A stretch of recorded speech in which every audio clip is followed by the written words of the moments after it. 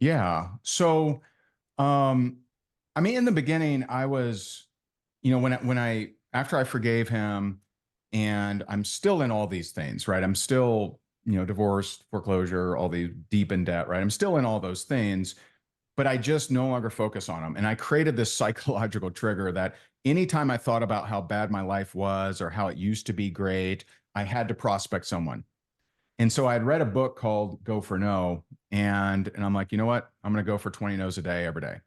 And so there were really three things that I did as far as routine. Okay, is went for 20 no's a day. My head hook could not hit the pillow until 20 people told me no, and that means you may have to reach out to 50 or 200 people, right? And number two, I did a video a day. So from July 15, 2009 to mid-July 2021, I did a video a day without missing a day. And so just a pretty, God made me a consistent dude. And number three, self-development every day. And so, those things, I was just focused on what logically will get me out of debt, because that was my first focus. My first focus of business for several years was not this, let me go help others, let me be a shining light. I needed to make money. And so that was my focus at first. It later became where I realized my fulfillment was no longer. And the first, I remember 2013 was my first $1 million year. 2014 was my first $1 million month. 2015, my first $1 million day. And I remember after all of these things, every single time I would hit that goal and I'd be like, that wasn't it. Like I thought like something would burst inside of me and I would just beam like a whatever, right? I thought that it would change. Like I would be like, yes, finally I'm worthy. But the $1 million year didn't, the $1 million month didn't, the $1 million day didn't. And so, Tony Robbins says success without fulfillment is the ultimate failure, right? Zig Ziglar says money can't buy happiness, but everyone wants to learn that on their own, right? Everyone wants to try it out first, right? And that just was my case of these successes I went after. I realized that that's just not the case, and I realized that me seeing people transform was more fulfilling. I that like I got more out of that. But there was still I still had a lot of character flaws. I had trust issues from just being so betrayed as a kid, and I still had a lot of things that I was working on. Even though, from the outside perspective, got a great family now. My second marriage and final is amazing. Been married 12 years now. Like on from the outside, everything looks amazing, but inside, I'm like, something's missing. Like I don't know. I don't know what it was. Yeah, I PJ's already thanked you twice for being transparent. And so I'm going to go ahead and echo that, because what you just said, the last part, is a major factor in why I chose to start this podcast. Mm, And I had been a guest on PJ's other podcast a couple of years back. Afterwards, he reached out to me and thought that I should do a podcast, and for a couple of years I resisted.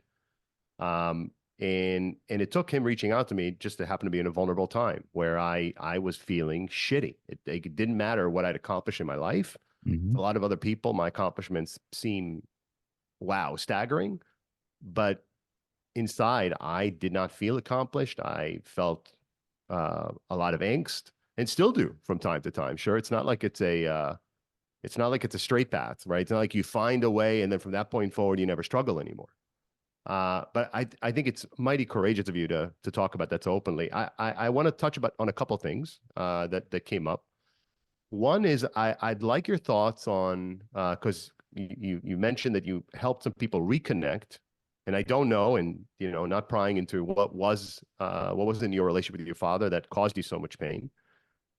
Some people, and I would say I'm one of them, have uh, enough angst with what went wrong in their lives, and a sense that the person that they've made the difficult choice to remove from their lives is toxic. So is there a line, I mm. mean, is there a way forward that does not include, effectively finding, I don't know what to call it. I don't know whether it's inner strength. I don't know what it is, but moving to a place where you are able to forgive.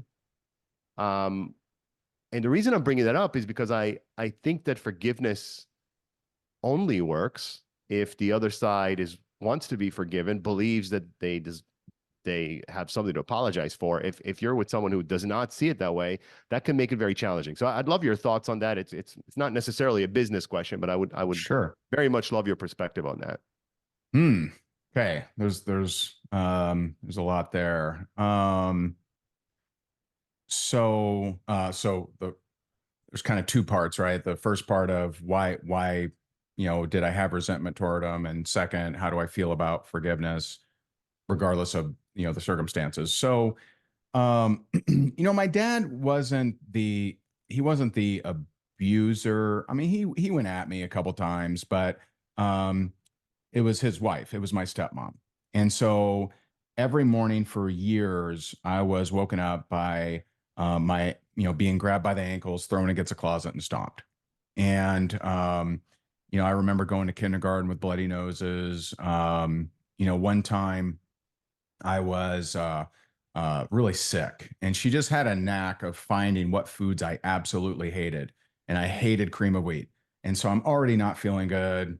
Eat your cream of wheat. I go to eat it. I vomit into the cream of wheat. And when I refuse to eat the vomit, she stabs me. And so there was a part of me as a little kid that thought, man, my dad doesn't know this stuff because he definitely wouldn't allow it. But at some point, I came to realize that he just turned the other way. There's literally no human possible way he didn't know, right? And I remember there was one time where I, tattled on her because I thought, well, he's on my side. He's my dad, right? And he just, beat the hell out of me. So that was, lesson learned. And so that was some of the angst, Yeah. right? At the age of 12, I had my option of stay with them, which anywhere, send me to, Syria, I mean, anywhere, right? But stay with them or go live with my mom in Florida. And so of course I got out of there, right? And so when I asked this question, and I was in that 3-day seminar, if he died without me trying to connect to him, would I feel bad? And for me, that answer was, yeah, I would feel bad if I didn't at least reach out. Now, I can't explain why I felt that way. I definitely could have not, right? I could have not felt that way. And I think some people, do that. So for forgiveness, for me, it's a tricky topic in the secular world. It is not tricky in the Christian world. Okay. It's tricky in the secular.